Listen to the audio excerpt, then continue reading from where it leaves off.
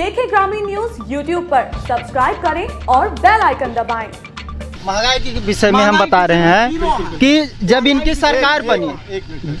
सरकार बनी 2014 में, जो स्थिति थी देश की वहीं पे ला करके दोबारा में कर दें। जितनी महंगाई, दाल सब्जी आटा चावल डीजल पेट्रोल, जहाँ पे जो महंगाई थी वहीं पे वापस ला के हमको दे दें। और इनको सरकार चलाना है तो फिर से रीस्टार्ट उसी MRP पे, उसी पैसे से जो यानी कि रेट है उसी पैसे से रिस्टार्ट करें, अपना ये देश चलावें। नहीं तो फिर कांग्रेस को दे दें या किसी दूसरी पार्टी को दे दें। अगर इनके हाथ में है तो उसी रेट में जो 2013-2014 पे महंगाई थी उसी स्थिति में उसी रेट पे ये चलावें सरकार।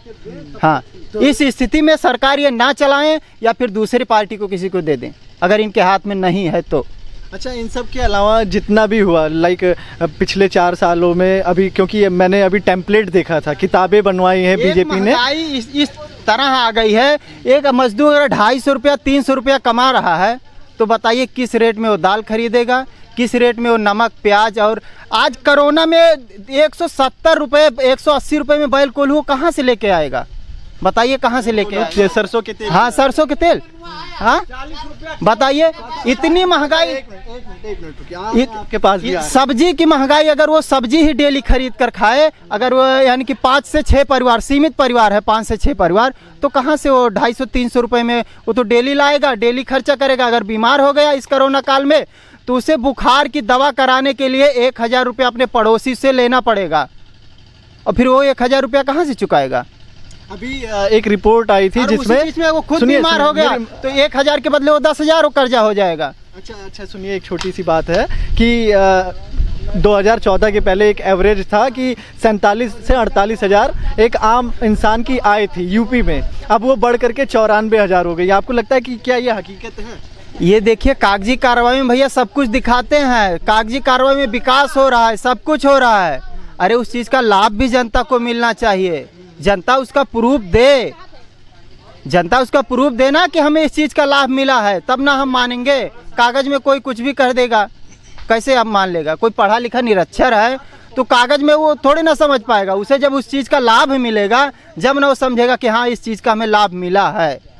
गैस का दाम इतना बढ़ गया है, मोदी जी आए सबको सिलेंडर फ्री में बांट दिए। जो गरीब था, लकड़ी से चल रहा था उसका चूल्हा, आज वो कर्जा लेकर के कैसे गैस चला रहा है, वो भी 1500 रुपया महीना में उन्हीं के खाते में तो ढकेल रहा है। हाँ, वो भी पैसा एक गरीब आदमी से भी वो चुन चुन के पैसा निकाल रहे हैं।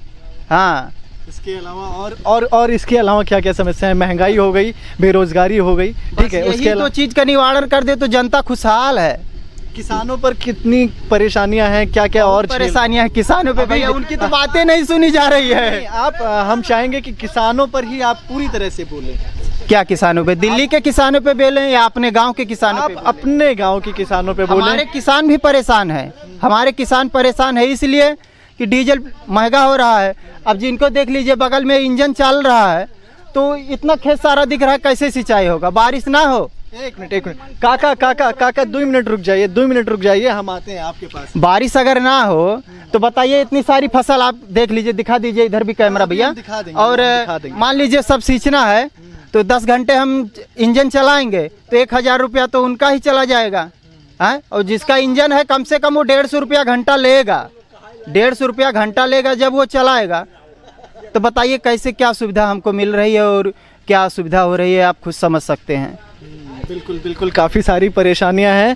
देखें ग्रामीण न्यूज यूट्यूब पर, सब्सक्राइब करें और बेल आइकन दबाएं।